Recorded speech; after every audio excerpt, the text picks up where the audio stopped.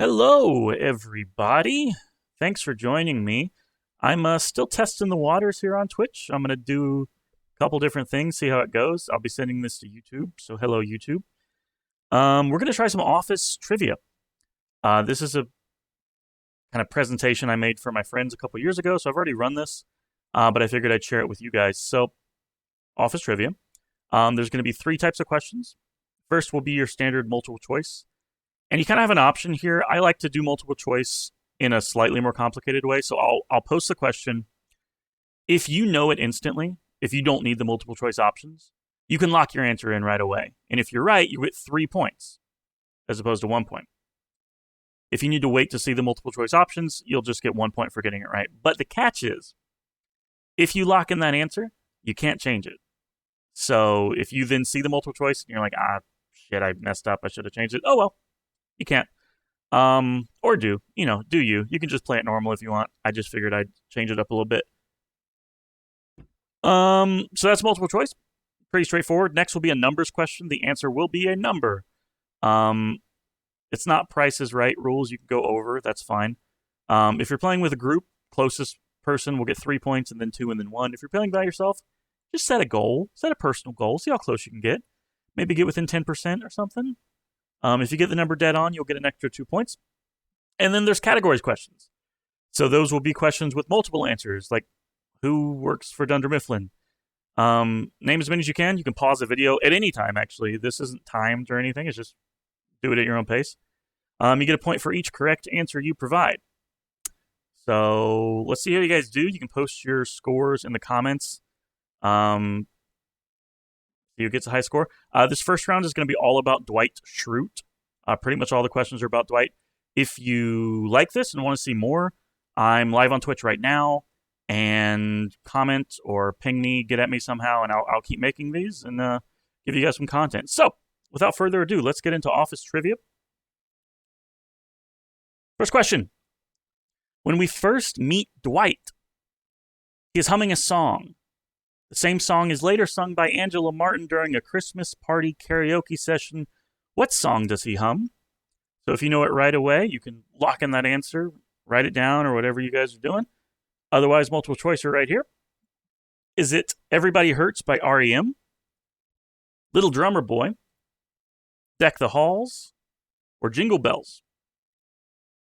Those are your options. What song is he humming when we first meet him? Correct answer is Rum-Pum-Pum-Pum, Little Drummer Boy. Good job. Next question. Season 2, Episode 3, Office Olympics. Dwight describes his and Michael's relationship as akin to that of Mozart and who? Mozart and who? Multiple choice incoming. Beethoven, Jackie Chan, Butch Cassidy, or Hans Gruber. I think all of these individuals play roles in Dwight's life, but who is he and Michael like? Mozart and who? Correct answer is Butch Cassidy. Mess with one, you get the other. Very good. Next question. Season 2, Episode 6, The Fight. What is Dwight's sensei's name? What is his sensei's name? Ira? Billy? Lance? Or Shifu? What is his sensei's name?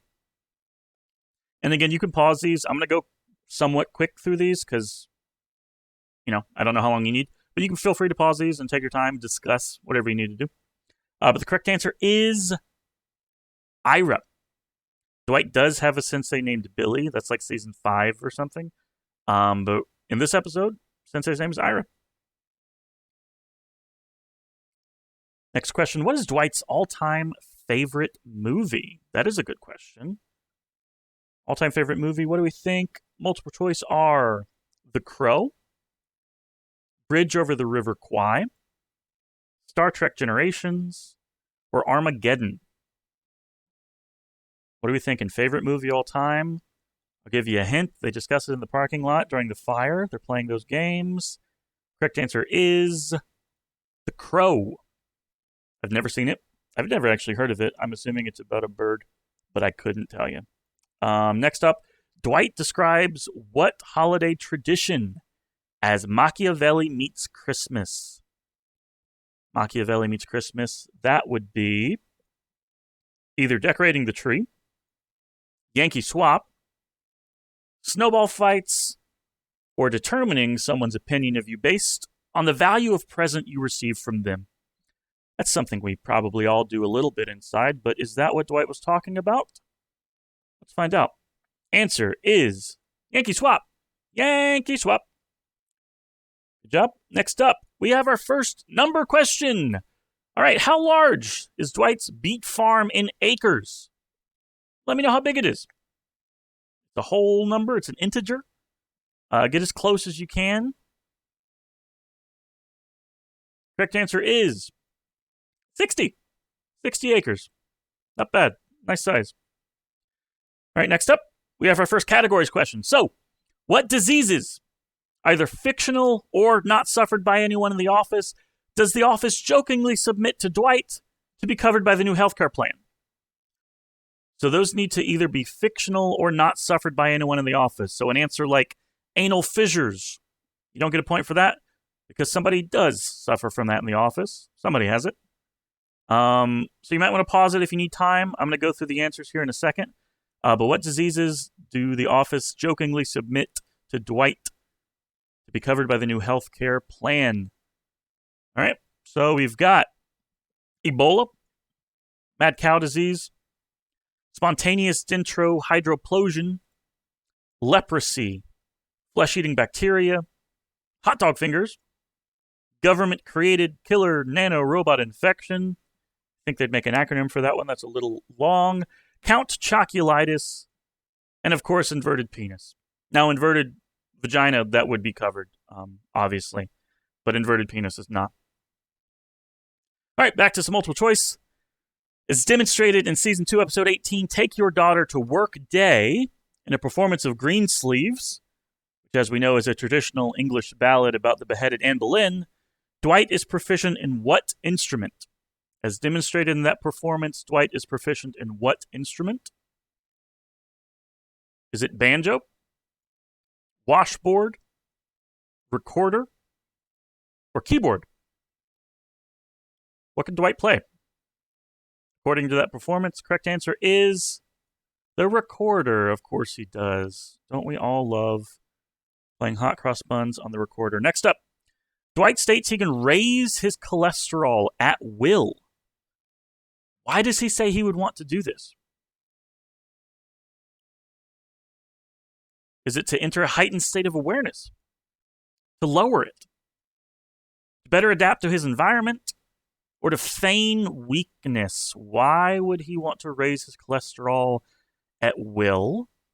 These all kind of sound like Dwight, but what's the right answer? It is to lower it.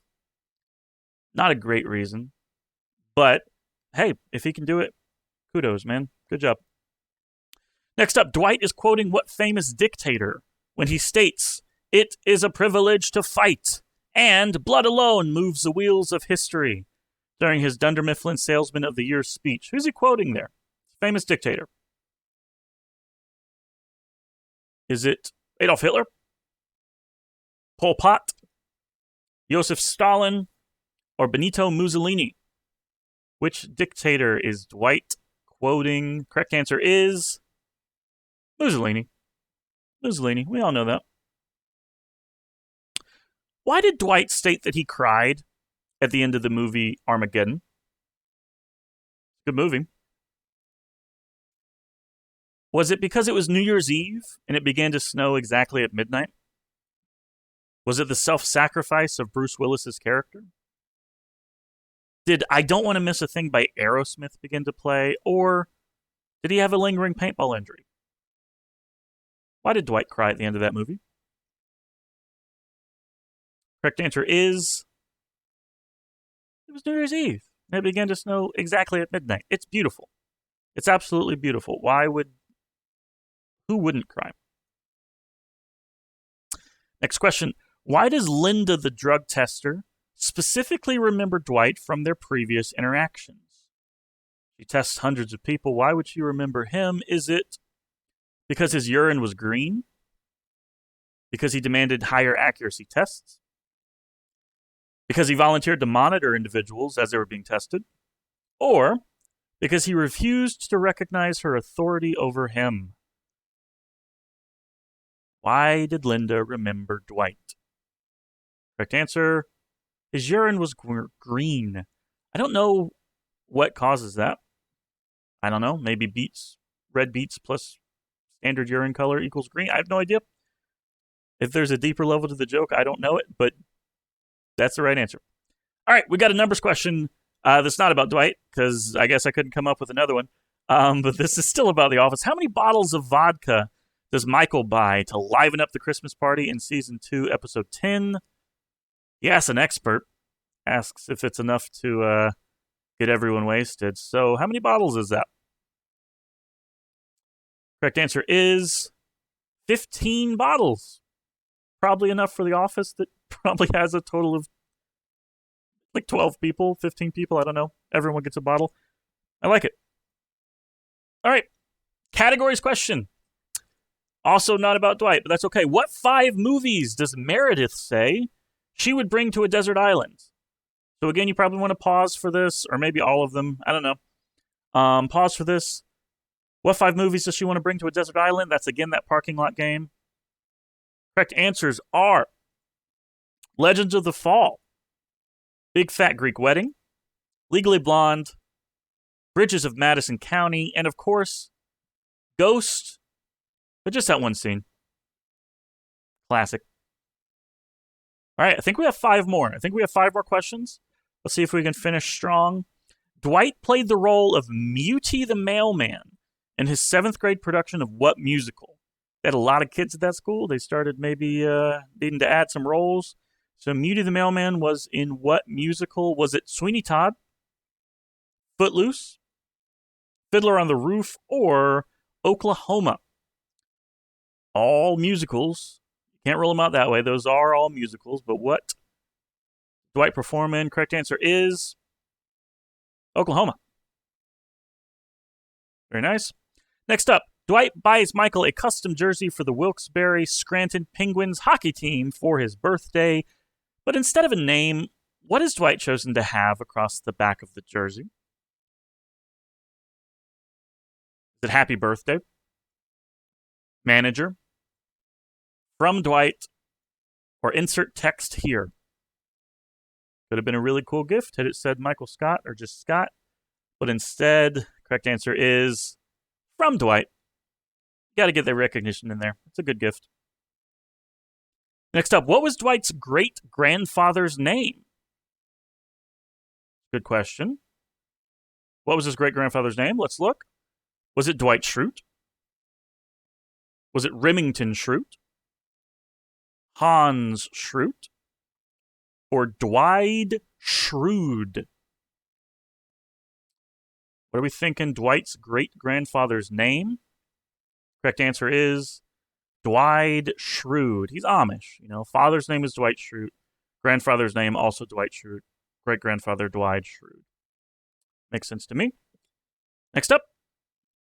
As Dwight is investigating a joint he found outside the Dunder Mifflin office, he shows a picture of marijuana to the individuals he's interviewing. Creed identifies this marijuana as what particular variety? Be as specific as you want in this the opening lightning round if you can get it quick. Judge it yourself if you got close enough. But the multiple choice answers are Acapulco Gold Cannabis Sativa, Maui Wowie Cannabis Ruderalis, Pineapple Express Cannabis Sativa, or Northern Lights Cannabis Indica. What are we thinking on that?